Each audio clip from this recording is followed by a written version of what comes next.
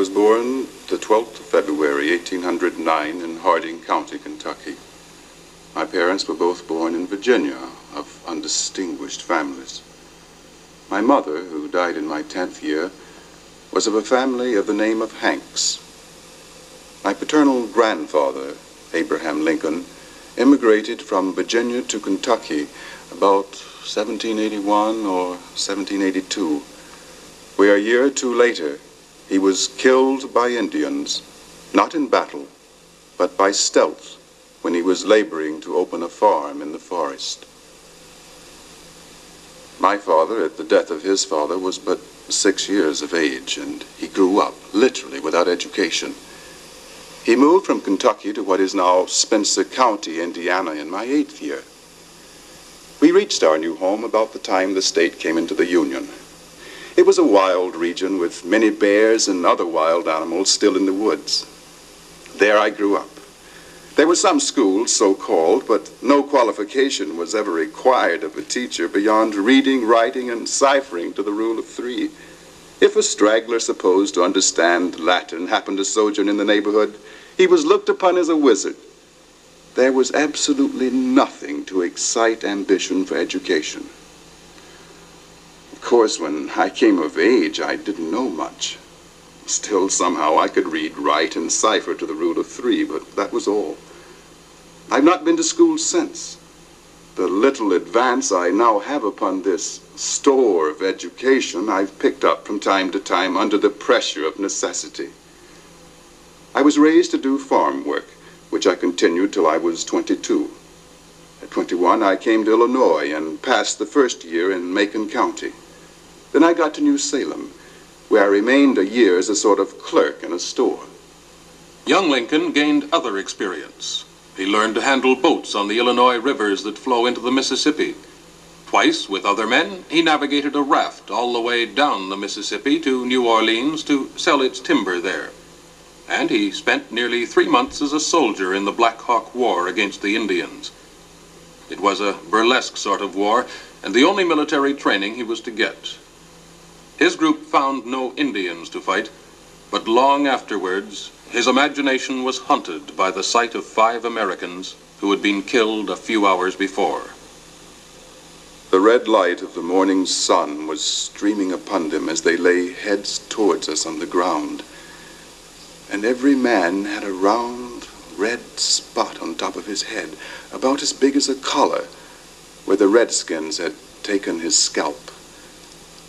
It was frightful, but it was grotesque. And the red sunlight seemed to paint everything all over. Abe Lincoln was a mixture of qualities like most of us. He was ambitious, but he was awkward and shy. He liked girls, but his first efforts to court them were pathetically clumsy. He liked telling country jokes, sometimes rather broad ones, but he was extremely sensitive. He liked company, but he read a great deal on his own, whatever books he could get hold of.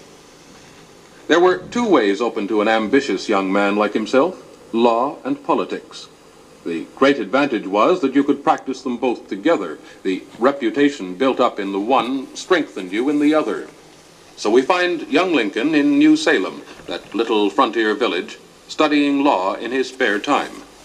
He borrowed some textbooks from a lawyer who said of him, "He was the most uncouth-looking young man I ever saw. He seemed to have but little to say, seemed to feel timid, with a tinge of sadness visible in the countenance. But when he did talk, all this disappeared, and he demonstrated that he was both strong and acute. He surprised us more and more at every visit." A few years later, Lincoln was doing well in Illinois. He was an up-and-coming lawyer. He was elected to the Illinois state legislature. He had plenty of friends in Springfield, where the state capital was, and where there was a fairly gay and genteel social world. He had not turned into a man of fashion, and never would. A man who knew him in Springfield at this period described Lincoln in these words: "Although he had considerable ambition to rise in the world, he had, or seemed to have done, very little to improve his manners or appearance or conversation. He generally wore an old rusty hat. His pantaloons were often too short, and his coat and vest too loose. His features were rugged, his hair coarse and rebellious, and he was, when in repose, by nature and habit, a man of sad countenance. We could add that he was 6'4" in height, thin and gangling, with long arms and legs, and big hands and feet that seemed to get in his way. Perhaps he joked so much because he knew he was a figure of fun. At any rate, Lincoln was always making jokes about himself, as if to weaken the attack other people might make on him. And, of course, he joked about other people. To the end of his days, he drew upon homely stories he had heard in Illinois. Here he is in a debate in Springfield, replying to the pessimistic arguments of a Mr. Kitchell of Montgomery County. This gentleman's course the past winter reminds me of an eccentric old bachelor who lived in the Hoosier State. Like the gentleman from Montgomery, he was very famous for seeing big bugaboos and everything. He lived with an older brother, and one day he went out hunting. His brother heard him firing back of the field and went out to see what was the matter. He found him loading and firing as fast as possible into the top of a tree. Well, not being able to discover anything in the tree, he asked him what he was firing at.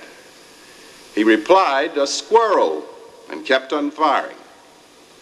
His brother, believing there to be some humbug about the matter, examined his person and found on one of his eyelashes a big louse crawling about. It is so with the gentleman from Montgomery. He imagines he can see squirrels every day when they are nothing but lice.